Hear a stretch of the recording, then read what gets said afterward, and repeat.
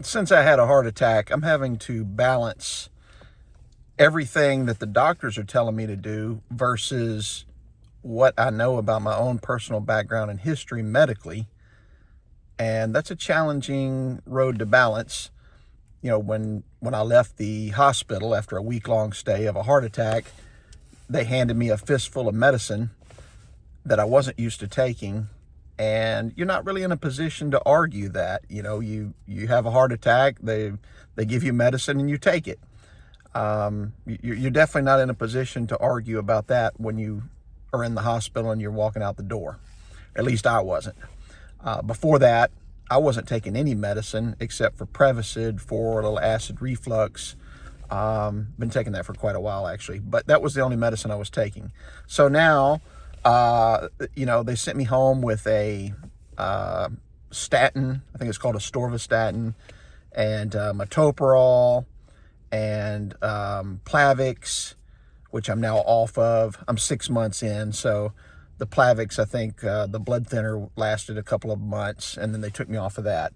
Then I'm still taking an aspirin every morning, still take the Prevacid, but, so over time, I've got it down to about 3 pills a morning, 3 or 4, counting the aspirin. But that doesn't mean they didn't prescribe more.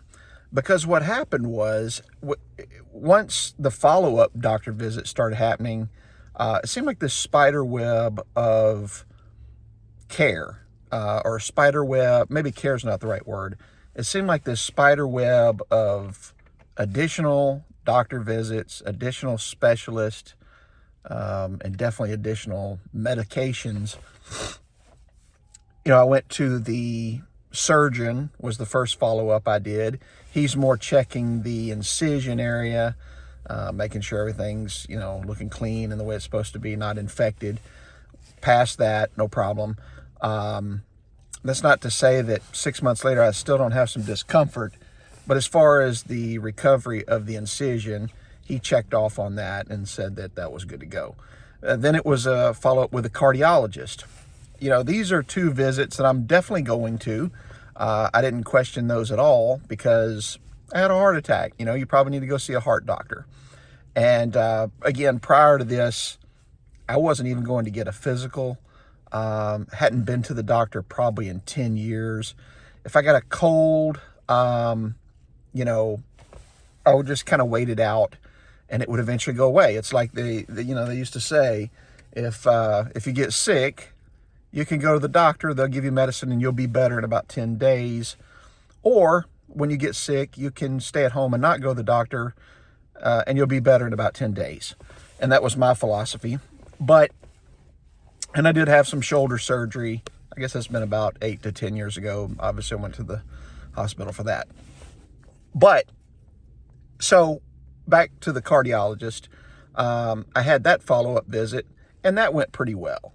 They did another EKG, they checked my blood pressure, and said, okay, come back and see us in another month or 2. And this was very early after the surgery, within a month or 2. But they were like, you need to follow up with your primary care physician. I'm thinking, I don't have one unless you're talking about the guy I went to go see 10 years ago. And I'm knowing in the back of my head, all he's going to do is complain that I haven't been there in 10 years, and that's probably why I had a heart attack. Maybe there's some truth to that, but I don't know if he wouldn't have told me. I don't know that he would have told me anything I didn't already know. But anyway, so I went to the primary care physician, and that's pretty much what he said. He wanted to do blood work, which, they had already done numerous times over the last month or 2. And by the time he got done with me,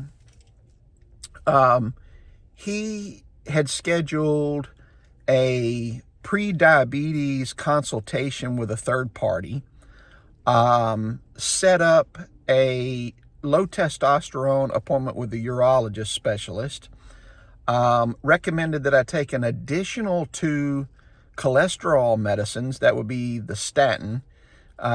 He wanted me to add 2 things to that. He wanted me to take a pre-diabetes medication, metformin, which I had been warned about. He scheduled a sleep study, mostly because they misdiagnosed me when I went to the emergency room with a heart attack as possibly having sleep apnea, and that stayed on my chart, and he kind of took that and ran with it. And so it was just on and on, all these additional specialist visits and these extra medications. And this is the road I didn't want to go down. So I talked to my wife about it, came home and thought about it, and decided I'm not doing all this. I'm still in charge of my health care to some degree, even though you feel so vulnerable after a heart attack. I'm already working towards, a healthier lifestyle. I've lost about 50 pounds at this point. I had, been through cardiac rehab, 36 sessions of that. I went through the Pritikin program on nutrition and wellness. So, I was already getting exercise properly and getting the right diet. I'm not just going to sit around and wait on diabetes to happen. I've been warned about that by my dad and now the doctor.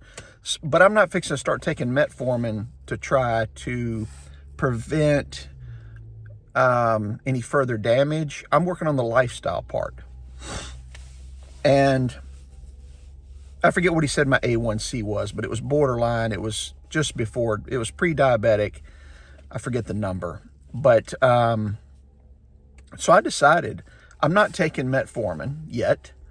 If I come back in 6 months and he's like, your A1C is even higher, then we can have that conversation. I'm not just trying to be stubborn about it, but I'm not just going to automatically take all the medicines that these doctors are recommending.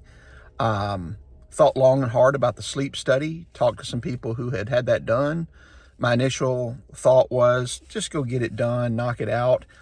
And who's ever had a sleep study where they didn't send them home with a CPAP machine? Now you got to take care of that and clean that. And we don't need any more problems with sleep. So I'm not doing that.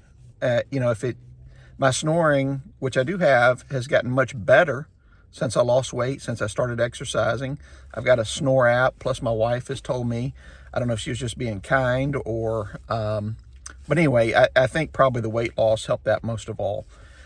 So, I still have some of these specialists, colonoscopy, it's time to do another one of those.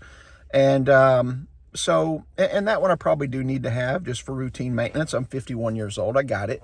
But so I guess the point of what I'm trying to say is you don't have to do everything they say just because you feel a little vulnerable that you've had a life event here. And, continue to be in control of your own health decisions. The doctors are really there more to not command that you do what they say, but they're there to make recommendations, and or at least that's the way I look at it. And it can feel weird because I switched cardiologists because we had a lot of trouble scheduling with the first one and some other issues. We just didn't like the guy, and that's kind of another thing. If you don't like one of your doctors, change them. They're used to this kind of thing, and ultimately it's your health. So do what you feel is right. If you don't like the color of the shirt the guy's wearing one day, you can change. You need to do what's best for you. So that's what I'm doing. And I would encourage you to do the same thing.